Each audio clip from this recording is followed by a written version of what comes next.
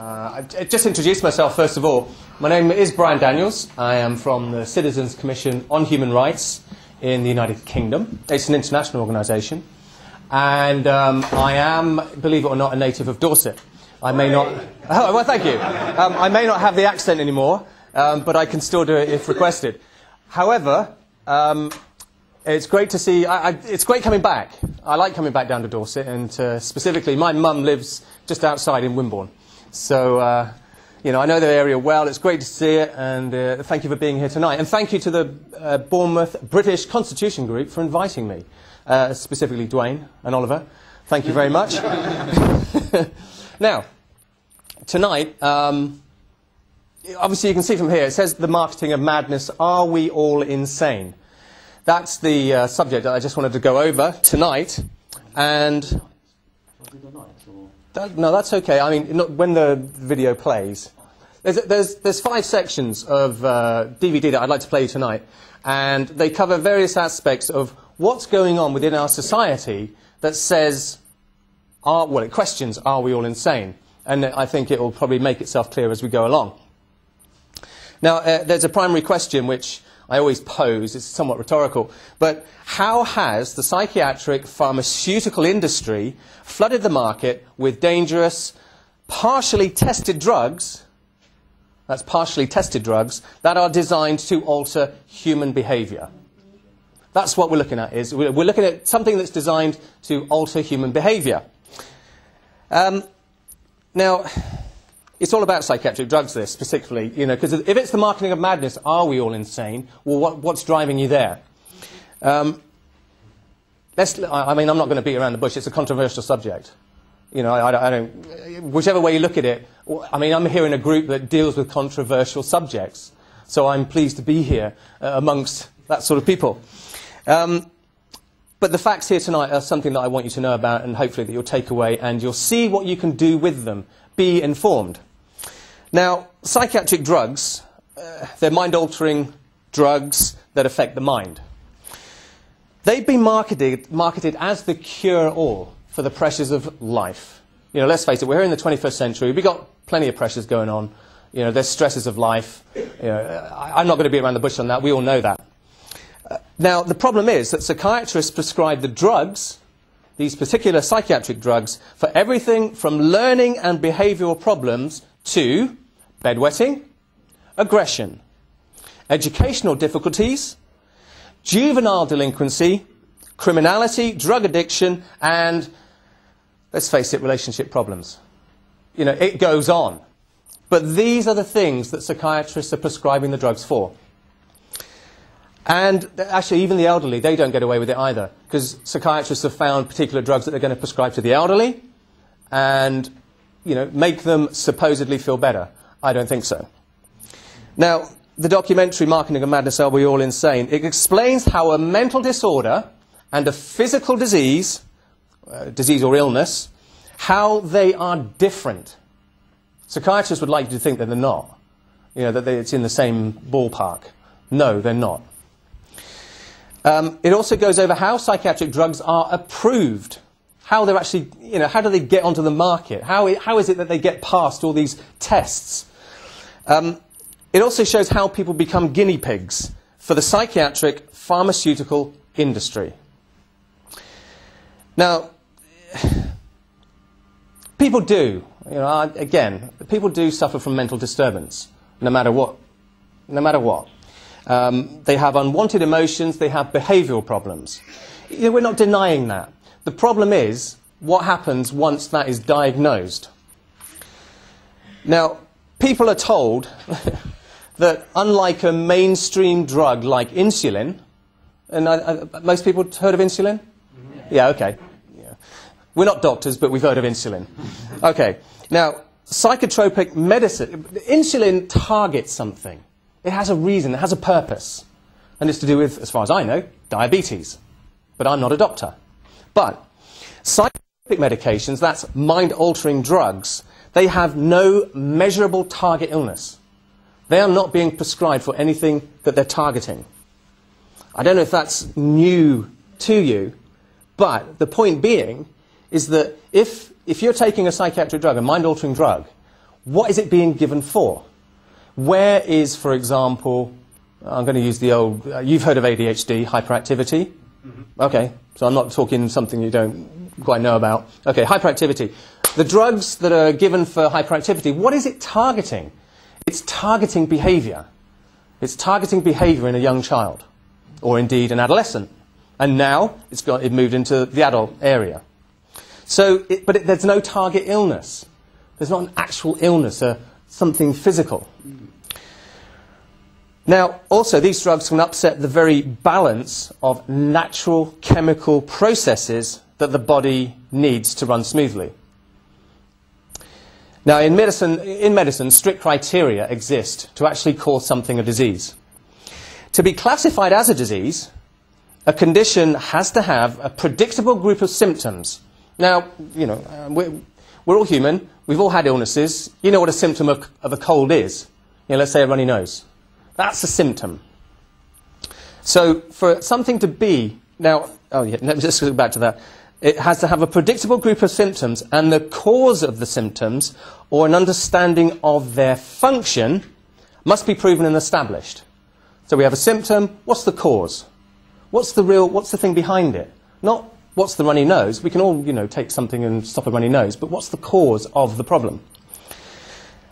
Chills and fevers are symptoms, in case you didn't know. Maybe you did. Now, malaria and typhoid are examples of diseases, just as cancer or measles. Those are diseases, but chills and fevers are symptoms. Psychiatry deals solely in symptoms.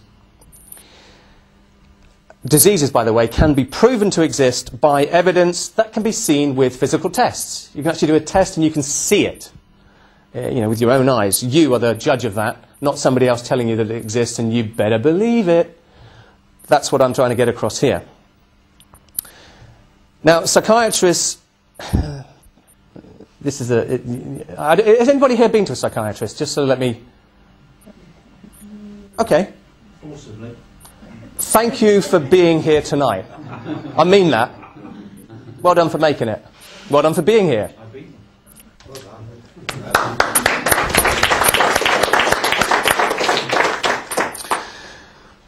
Good man. Psychiatrists do not, I repeat, do not inform their patients that psychiatric diagnoses are based only on opinions. It's their opinion of whether you're ill or not. There are no x-rays, there are no brain scans, there are no chemical imbalance tests to prove that mental disorders exist as a biological problem. In other words, something to do with the body. There are no tests. I just want to make sure that that's understood. There's no tests. Excuse me. Gentleman there, gentleman there. There were no tests done when you went to... Right. You can confirm that. Thanks for answering that, because I was hoping there was somebody who could confirm that. Now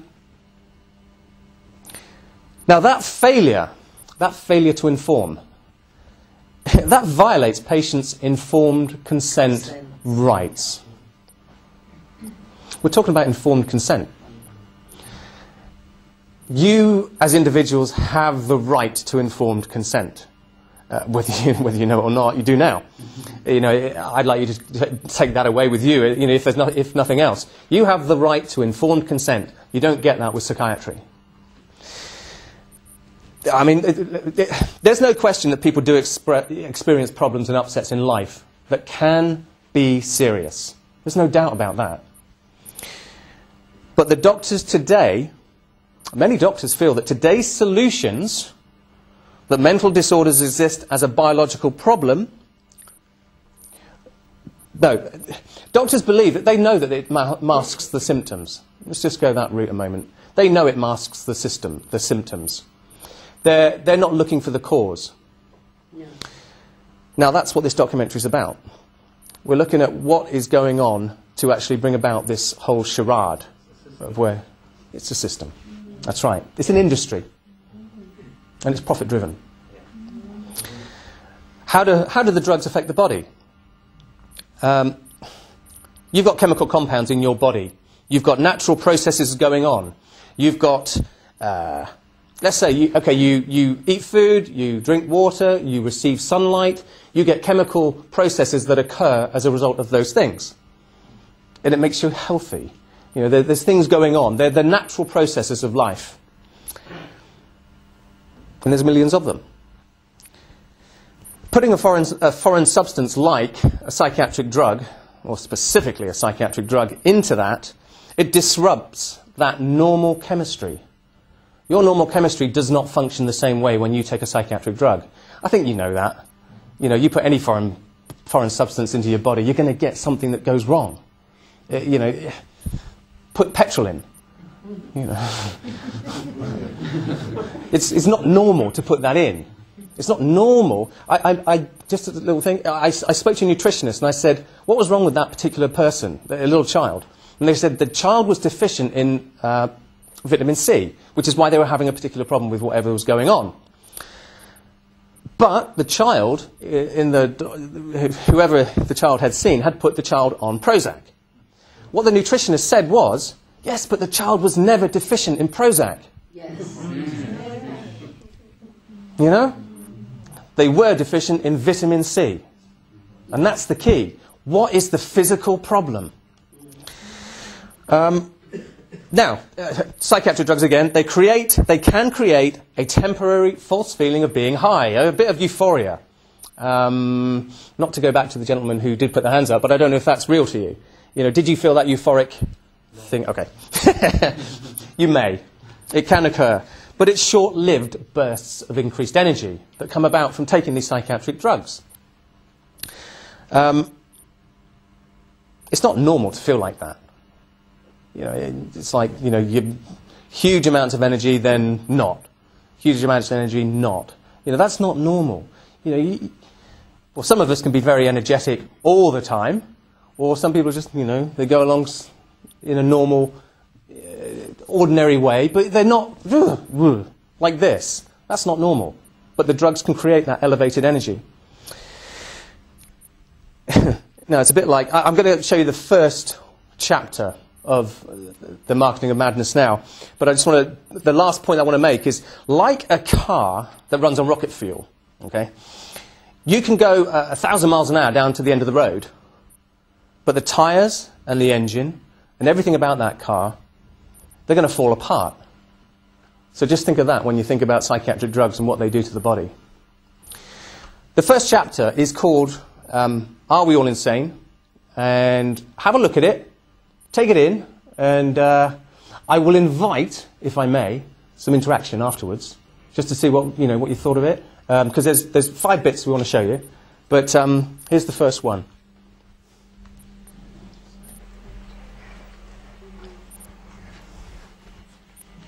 There is no denying that psychological and emotional problems, even severe mental distress, can affect most anyone. But does this mean we are all insane?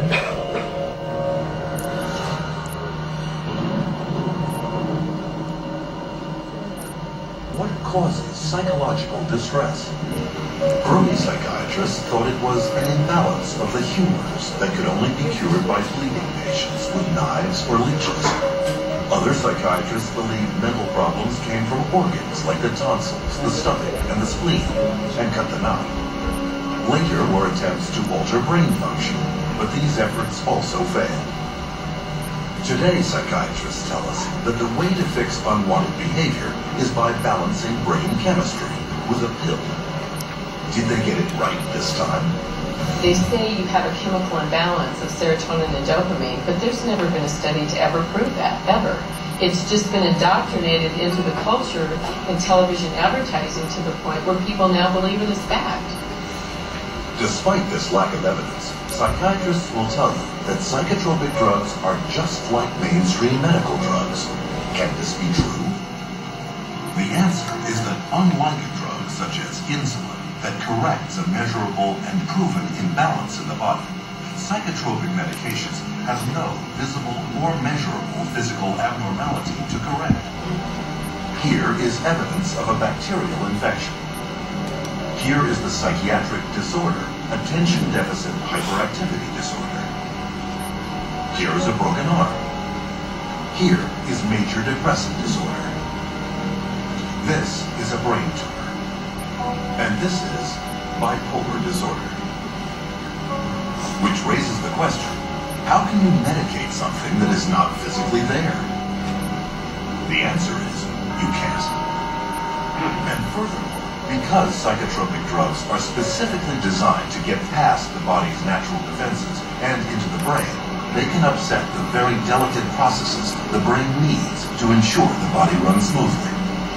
Every time you throw something into the system that's foreign to the system, you're creating imbalances elsewhere within the system. The body changes as a result of taking the medication, so when you stop taking the medication, the body's got to change back to the way it was before, if it can, because it can't always. And in doing so, it disrupts the whole system. This is what creates the sometimes serious side effects. Paxil was the drug that gave me insomnia. I would cry very easily on it, and I completely lost my appetite within the first 2 days of taking it. It didn't help me study, it didn't help me do anything. I didn't even want to do work because I was so sick. Psych doesn't help me at all. It made matters, I'd say, probably like 10 times worse for me, maybe even 20. Only now I was further impaired by the medications, and I started having car accidents. They put me on Zoloft, and it made me want to kill myself. I realized that those drugs were just destroying me. Even when I was on them, I realized that they were destroying me. In spite of the crippling effects of their drugs, psychiatrists and drug companies have used them to create a huge and lucrative market worth billions. And they've done this by naming more and more of life's problems as medical disorders requiring psychiatric treatment. For example, shyness becomes social anxiety disorder. Loss of a loved one, major depressive disorder. Homesickness, separation anxiety. Suspicion, paranoid personality disorder, having ups and downs, bipolar disorder. Distractibility, ADHD. This is why it is almost impossible for anyone to see a psychiatrist today and not be diagnosed with a mental illness. And a diagnosis of mental illness means psychotropic drugs. When a patient goes into a psychiatrist's office and asks for help, probably 98, 99, maybe even 99.9% of people are going to receive a medication. And these medications have been estimated to cause over 700,000 serious adverse reactions a year and 42,000 deaths. Meanwhile, the psychiatric industry rakes in $1/3 of $1 trillion a year. The issue isn't whether or not people's emotional problems are real. They are. What we really should be asking is, how did psychiatrists convince people that these problems were signs of mental illness? How did they use these illnesses to create a demand by doctors and the public for psychotropic drugs? And how did these drugs, with no known curative powers and a long list of side effects, become the standard treatment for every problem in life?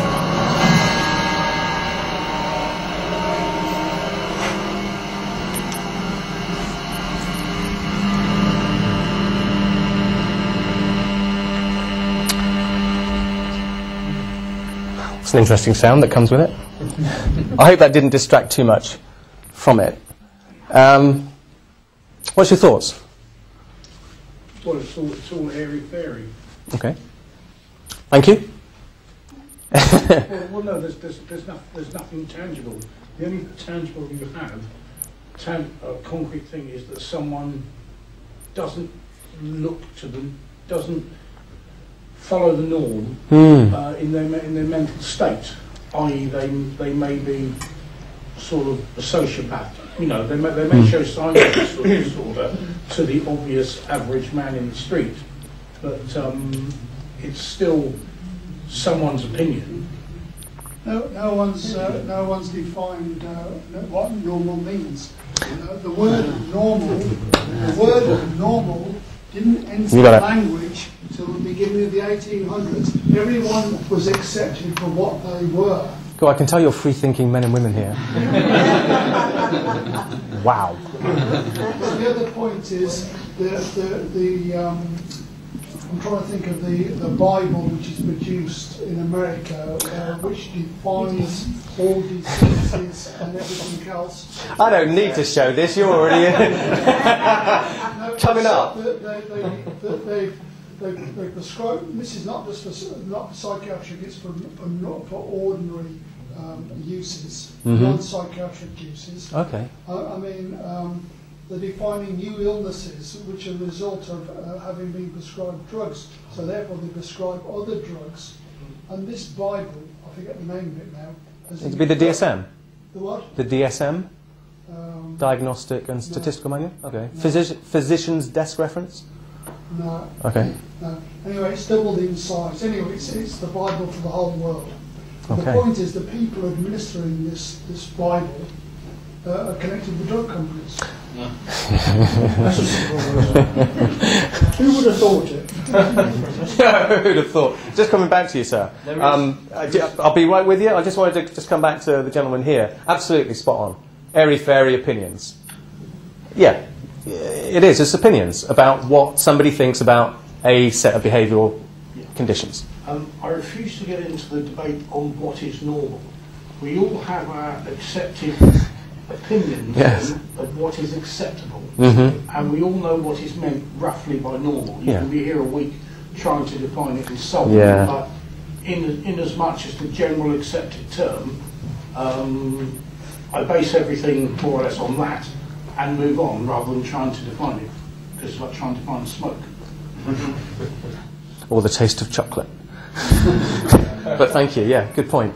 Gentlemen. Yeah, there is an issue really between the world of psychiatry and psychology.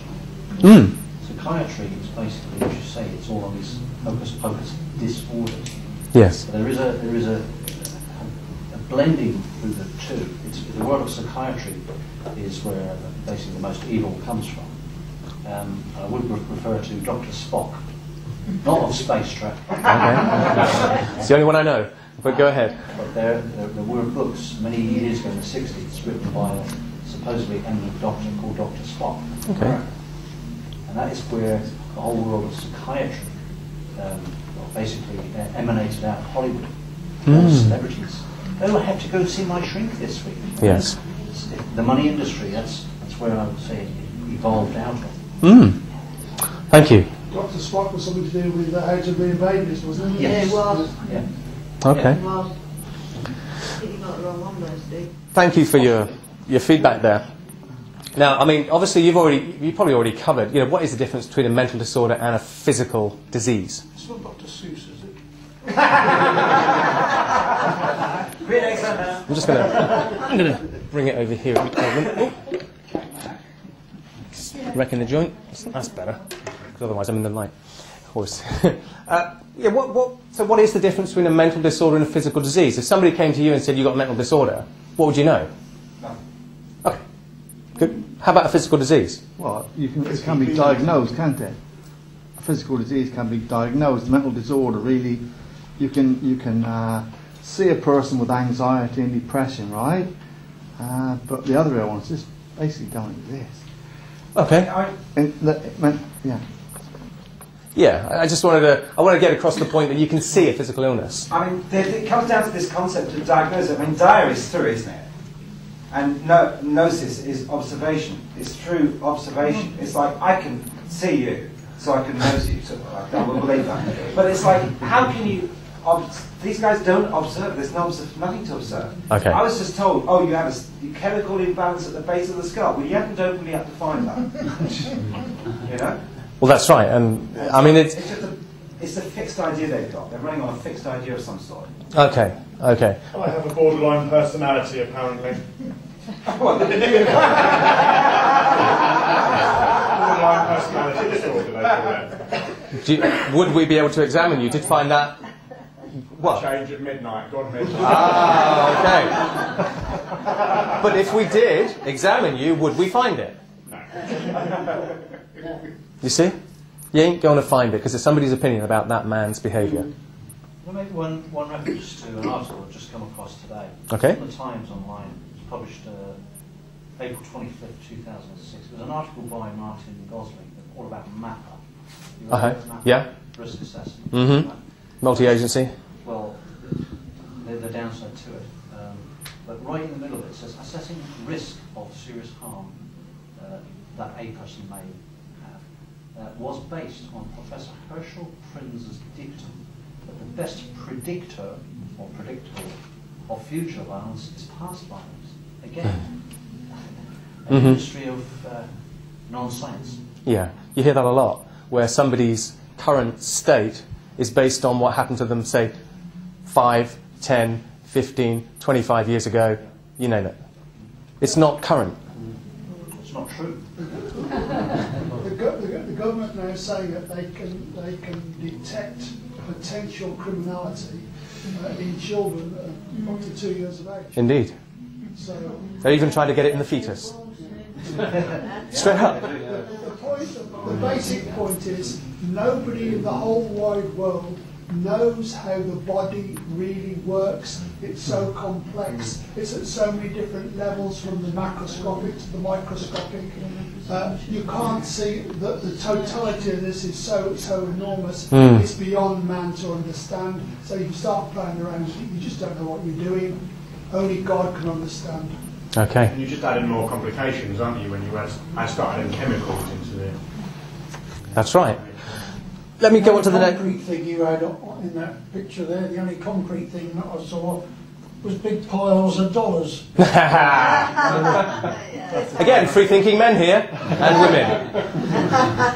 The big problem is the depravity of the drug company, which stoop to any level to make money. Of course. And we have the ever-revolving door at number 10 Downing Street, where £250,000 golden handshake from a drug representative is a pittance to money that the drug companies rape from the National Health Service on fraudulent prescribing of medicines to patients. Right. And that's it all in a nutshell. Thank you. It's part of the dumbing down of the entire. It's part of the dumbing down of the entire world. Oh, if yeah. you're on drugs, your natural brain, your natural thought, and that's the whole procedure. It all comes in together. Big pharma gets the big bucks. And that's why our government is adamant that when a patient or a person dies, they delete toxicology and forensic pathology at the time of post-mortem, so everybody dies of a natural occurrence. Okay. So the drug companies can walk away of the crimes they committed, of unlicensed drugs, particularly unvaccinations given to babies and children. Well, I'm going to cover as well what you're talking about. Let me, if I can go on to the next bit. We're going to get to where you're going. The next bit. How has psychiatry been able to reclassify this unwanted behaviour that we're supposed to have, and as well as emotional problems as disease? So in other words, how have they just taken it over from normal behaviour, well, yeah, there's that word again, normal. How have they actually been able to take that and reclassify it? Now, this next chapter I want to show you. By the way, there's about 15 chapters. I've only got 5 for you tonight, so bear with me on that. This chapter addresses the major question. There's gentlemen here, I appreciate, who've seen it, but has anyone seen a family member or a friend or someone who has got a mental illness? Okay. It's not unusual today because there's so much labelling going on, so many psychiatric diagnoses. Now, to market the drugs, what psychiatrists have done, they've had to convince you and me, the population, that these conditions that people are suffering from, and they are real, whatever it is that a person's having a mental disturbance, it's real. They've had to convince you and me that those conditions are the same as medical illnesses in order to be able to get into the same category. Like, for example, polio or influenza. If you can align a mental illness with a physical condition, yeah, okay, that's how you're going to get it through. Otherwise, if you and I all looked at borderline personality disorder, you go, well, where is it? Can you see it under a microscope? No, you can't. It's not possible. Also, a physical illness, when you've got a physical illness, you go get some kind of medication, you respond to it. It actually goes away. The difference between psychiatry and medicine, I do try to delineate, is that psychiatry doesn't cure anyone. It doesn't actually cure. To accomplish this whole idea of reclassification, well, first of all, there's the American Psychiatric Association. They came up with something called the Diagnostic and Statistical Manual of Mental Disorders. You may have heard of it. It's called the DSM. It has all these. I do. I laugh as well when I hear these different disorders. Social anxiety, shyness, for example, ups and downs, bipolar. It's just reclassification.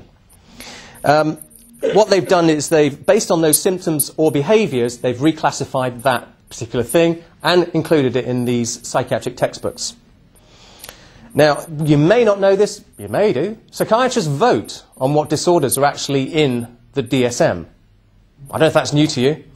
A vote, consensus. Okay, it's true. They actually vote on whether something should be in or not. Homosexuality was actually voted out of the DSM because it was included at one point. It was then voted, how many say out? Yeah, okay, so it was taken out. It was a vote. Whether it is or it isn't the point. The point is consensus. In America, these particular things are used in order to obtain insurance payments. Because if you haven't got a diagnosis, you ain't going to get the insurance money. But again, that comes down to the point of money, which has been alluded to here.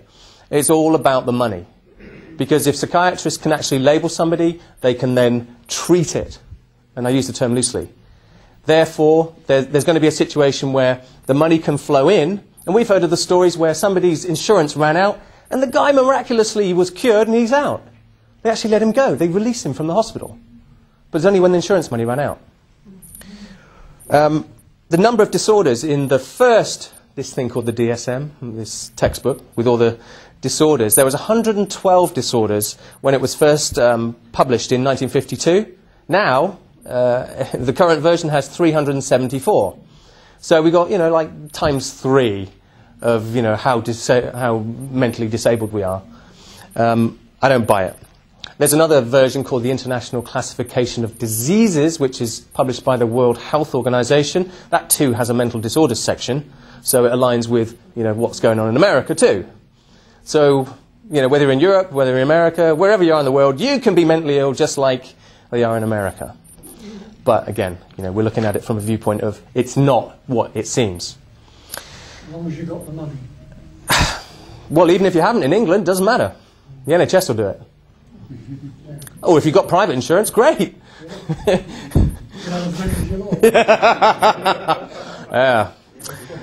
And the point being is it's not generally known that these particular disorders in these manuals are not, and I repeat, not the same as medical illnesses. They are not. Medical illnesses are, you can see them under a microscope. You can see them in a Petri dish. They're real. They're visible. Psychiatric disorders are not. They're an opinion. And again, that point, the drugs don't cure them, they mask the symptoms. Let me show you the second part that I want to show you tonight. And again, I'll be interested to see your feedback afterwards.